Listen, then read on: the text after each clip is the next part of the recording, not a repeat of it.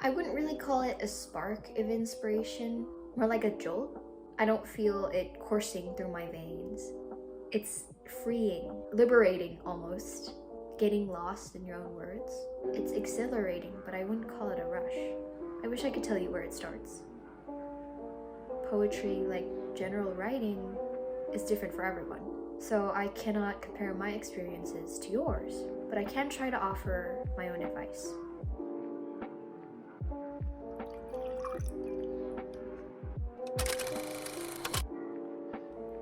Sometimes it happens in casual conversation. There's a line that I can't forget, and it finds me again when I'm writing.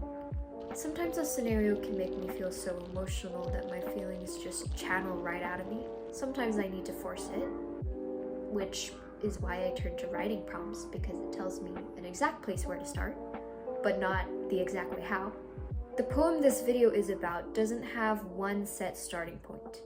I could tell you late August when I watched Romeo and Juliet. I could tell you late August again in the parking lot finding a tree with red buds scattered on the asphalt like blood splatters. I could tell you recently in May and one of my classmates told me the difference between a raven and a crow. Or I could say April 29th when my father found a dove making a nest on our roof. The bottom line is, these poems don't start in one place. They can, but not a lot of times for me, at least. I could break down my poetry process in 3 simple steps.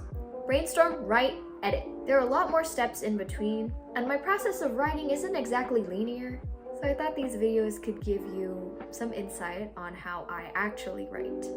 If you're not new to writing, I'm sure you've heard it before, but while you're in step 1, brainstorm, do not be in your editor mind. You need to be in your writing mind. What takes me the most time is when I keep rewriting the introduction. I don't write poems start to finish. I usually start with the end and then revise the intro, because the lines that make me want to write the poem are usually the most impactful and are usually the ones I save for the end. This particular poem's a little different because I'm combining 2 poems into one. So I have this draft I made around 2 months ago about the dove visiting, and a work in progress I documented in late August and early January. Okay, so this is what my brainstorming has led me to. I included the references to Romeo and Juliet I have highlighted in red, and the different perspectives I have are also color-coded. Also, if you're a Shakespeare fan, you gotta know that he loves his antithesis. So anything contrasting, that's also gonna be a huge theme in this poem that I'm writing. Okay, before we actually get into the guts of writing this poem, I need to think about what kind of central message I want. Poems don't necessarily need to have a meaning, but I often write mine with one. I just like the idea of having something deeper underneath all the flowery language. I want to talk about what's in a name. Structure is another thing I'd keep in mind, because sometimes you can tell when a poem's meant to be performed out loud versus read on, per se, my blog. I tend to care more about form and visual appeal when they're meant to be read online. But the spoken word poems that I write, I don't prioritize structure like I do the rhythmic flow.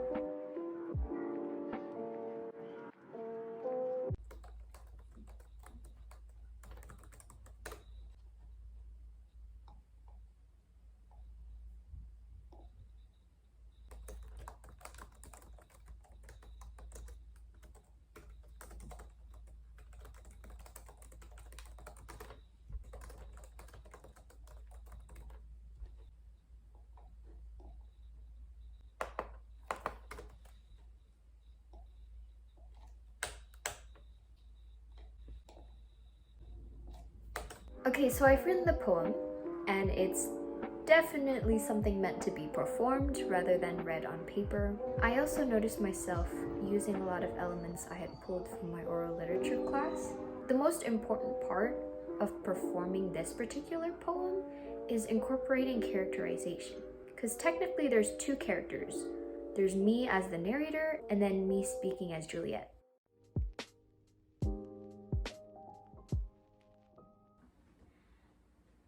Because the mic is just You want me to repeat that? Okay. Just because the mic is on does not mean we can hear you. I know it's tough, but it's worth hearing. I'm gonna try reading my second verse without any enunciation, projection, or inflection yet, just plain reading it. Won't need this because it's not considered performing. On June 23rd, I saw the dove with my own eyes. Morning dove, Google says. Feathers gray and beige. Why do you mourn? To your funeral, black is the only color I've ever worn. Notice how I faded a little at the end? Let's work on that. Here comes enunciation. On June 23rd, I saw the dove with my own eyes. A mourning dove, Google says. Feathers gray and beige. Why do you mourn? To a funeral, black is the only color I've ever worn. Now projection. On June 23rd, I saw the dove with my own eyes. A mourning dove, Google says. Feathers gray and beige. Why do you mourn? To a funeral, black is the only color I've ever worn. Notice how I'm not shouting, but my volume did increase a little bit, and that's because I'm speaking from my diaphragm. And the last of the basic steps you'll need is inflection. This includes tone, pace, and pitch. So let's say between beige and why do you mourn, since that's a question, I'll add a space. Since I'm quoting something that Google said, I'm going to slow down a little bit to show that it's Google's words and not my own. And then that last line, I really want it to pack a punch, so I'm going to make it sound a little more breathless, like I'm telling a story, because I am. On June 23rd, I saw the dove with my own eyes. A mourning dove, Google says. Feathers gray and beige. Why do you mourn? To a funeral, black is the only color I've ever worn. Jazzing it up, my favorite part. This includes hand gestures, facial expressions, eye contact, pauses, speed, and volume. It's not necessary, but it definitely adds to your performance. But it's very, very, very, very important not to overdo it. I have a habit of overdoing my hand gestures. Let me give you an example. Without hand gestures. Your cheek has turned the color of a dress I never got to wear. With exaggerated hand gestures. Your cheek has turned the color of a dress I never got to wear. Now, enough hand gestures for emphasis. Your cheek has turned the color of a dress I never got to wear. See the difference? Eye contact should be part of the bare basics, but of course, in poetry, there's a lot of times where I'll look off into the distance as if reminiscing because that's what my character's doing at the moment. Pauses, speed, volume. I cannot tell you how important this is. It's such an aid, especially when you're acting. And now there's a line between acting and reading. I like to rest in that little middle, which is performing and speaking, aka spoken word poetry. Third verse, last three lines, I am reading a list of various paper things. Here's an example of me just reading it. Pale as paper, paper crowns, paper cranes, paper stars, paper hearts, paper cuts. Okay, so what? Here's me adding pauses. Pale as paper, paper crowns, paper cranes, paper stars, paper hearts, paper cuts. Now here's me adding speed. Pale as paper, paper crowns, paper cranes, paper stars, paper hearts, paper cuts. And now me adding volume. Pale as paper, paper crowns, paper cranes, paper stars, paper hearts, paper cuts. We're getting there. And if you put it all together, you get a performance that kind of looks like this. My roommate, the mourning dove. On April 29th, my father found a dove building a nest on our roof.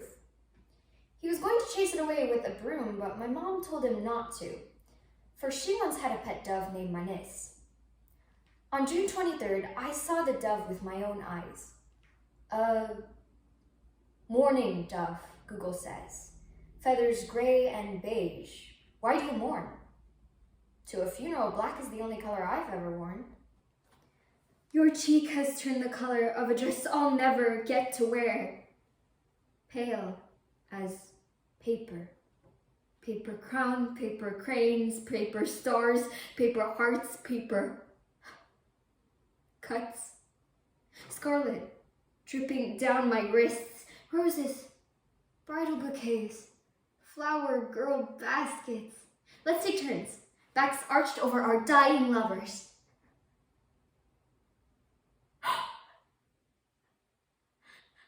Look how quickly our bed became a casket.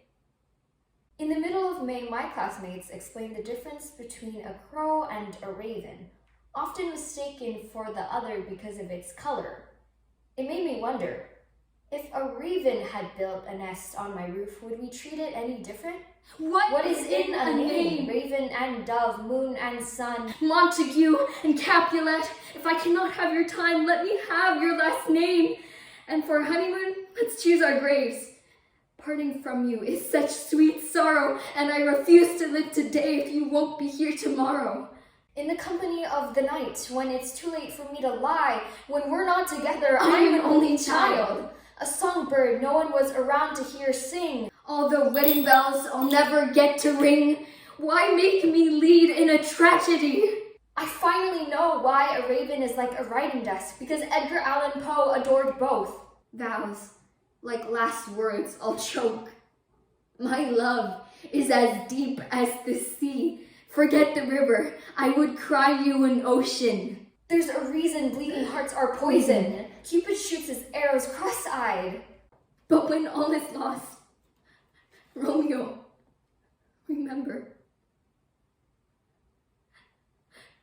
your arms were my favorite place to die.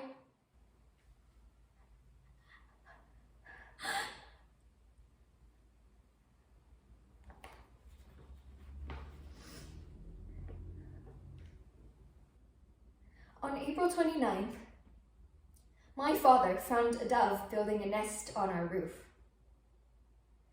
He was going to chase it away, but my mom told him not to, for she once had a pet dove named Manis. What is in a name? A rose by any Indonesian other name would smell as sweet.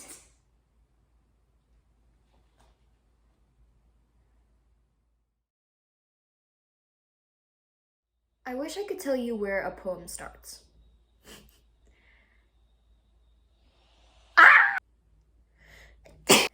Sometimes something can... Blood splatters. Is this rated like R? Okay. They don't start one place. That's what I'm trying to say. Like, the bottom line is, these poems don't start in one place. Yay! Okay. Some insight on how I actually write. It's messy. It's so messy, but that's how you get it done. Like, okay. 2 poems into 1.